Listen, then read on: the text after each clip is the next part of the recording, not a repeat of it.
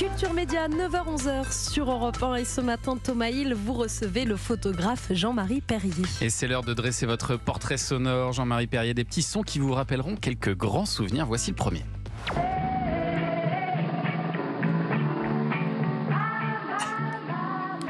Si vous aimez les chansons modernes, n'oubliez pas qu'il existe une émission qui s'appelle Salut les copains et qui est faite spécialement pour vous. Tous les jours sur Europe numéro 1, écoutez-la et faites-la écouter par tous vos copains. Vous entendrez vos chanteurs favoris, vous entendrez par exemple tous les jours Johnny. Les gens m'appellent Tous les jours. Tous les jours, Tous les ça jours. rigole pas. Mais Nuit Blanche, ça commence à Europe 1 en 1957 par une photo que vous avez pas prise vous-même, puisqu'on on vous y voit aux côtés de l'homme de radio Daniel Philippaki. Il vous a embauché à 16 ans comme assistant. Il vous emmenait partout. Il vous a pris sous son aile. Qu'est-ce qu'il vous a appris, Daniel Philippaki ? Oh, il m'a appris surtout à pas penser comme les autres. Puisque la première phrase qu'il m'a dit, c'est l'avenir appartient aux gens qui se lèvent tard, c'est déjà bien. Ensuite, c'est quelqu'un de très très important. D'ailleurs, je vous signale que c'est quelqu'un d'extrêmement important dans cette radio. Bien sûr. Puisque c'est en fait le style, c'est lui qui l'a inventé, je vous signale. Le style européen, oui. Oui, je regrette une fois de plus, à chaque fois que je viens chez Europe, je le dis, je regrette qu'il n'y ait pas un studio à son nom ici. Ah. Bah oui, c'est honteux. C'est lui qui a fait démarrer le style. Il faudrait renommer ce studio Coluche, Bah, mais c'est compliqué de choisir. Non, mais on fait passer le message, il y a d'autres studios. En fait, je suis pas sûr qu'il passe, parce que je l'ai dit au moins 10 fois. On va le répéter une fois de plus. Et alors, Daniel Philippaki, qui dans les années 50 envoyait quand même des photos à Paris Match par pigeon voyageur. Vous nous racontez cette histoire. Oui, c'était parce qu'il était photographe. Ça devait être en 53 ou 54, je ne sais plus. C'est quand ils attendaient sur l'île Dieu, ils attendaient la mort de ah putain, j'ai oublié son nom. Alors on va regarder. Oui, non, c'est affreux parce que je n'ai aucune mémoire. Alors ça, c'est un truc qui est très étonnant parce que tout le monde dit, vous avez une mémoire formidable. J'en ai aucune. Mais c'est pour ça que vous écrivez. Tellement de souvenirs.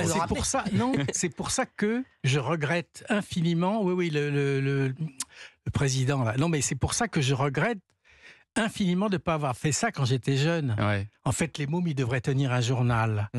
Parce que c'est ça le plus important. Je ne comprends pas que le ministre de l'Éducation n'oblige pas ça. C'est le plus beau cadeau qu'on peut faire. Le soir, on met quoi? Deux, trois... C'était l'enterrement de Pétain, non? Oui, Pétain, oui. Ah bah voilà, tout simplement. Ah oui, mais vous comprenez. Et donc, il envoyait les photos par pigeon voyageur. Ils attendaient là, avec des journalistes, ils attendaient pendant des semaines que Pétain claque et ils en avaient marre de photographier sa femme. Et effectivement, le seul moyen qu'ils avaient à l'époque d'envoyer les photos au journal, c'était par pigeon voyageur. Incroyable.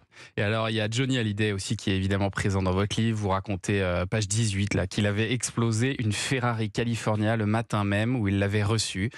C'était un fou du volant, on lui avait retiré le permis. Et un jour, vous avez même frôlé la mort ensemble.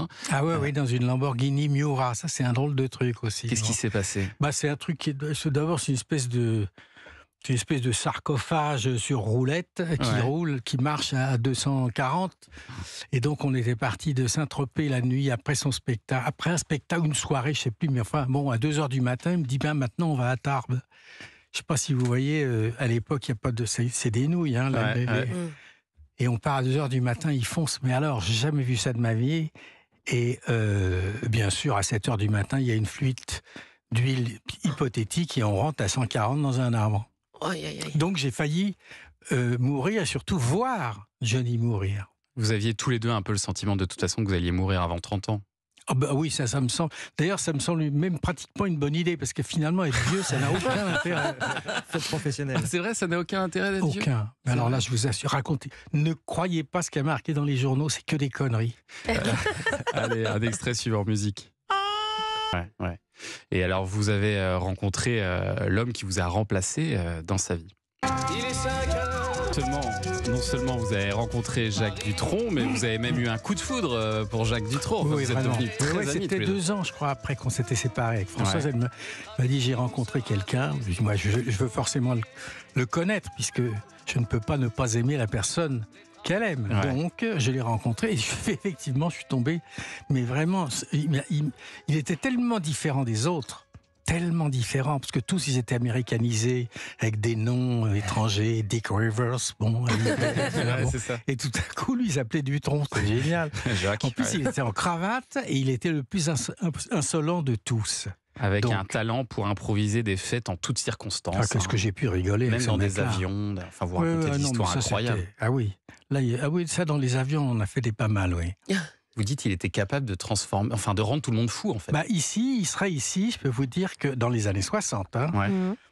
à la fin, il y en aura une de vous deux, les filles, là, qui serait debout avec une casserole sur la tête. Ah, c'est Héloïse, ça. Je ne sais pas. Je ne sais pas comment il se débrouillait, mais il rendait tout le monde absolument cinglé. Et dans un avion, je l'ai vu faire. Moi, je m'étais endormi. On était entre Bombay et Ceylan. Moi, je m'endors, je me réveille et l'avion était devenu fou. C'est-à-dire quoi? C'est-à-dire, il y avait des gens qui dansaient sur les sièges. Il y avait le steward qui avait mis son slip sur la tête. Ça, ce C'était serait n'importe Septembre de quoi. Namur. Ouais. Le cocher Stewart. Ça fait partie Bien des sûr. très belles anecdotes dans Mes Nuits Blanches, le bouquin de Jean-Marie Perrier.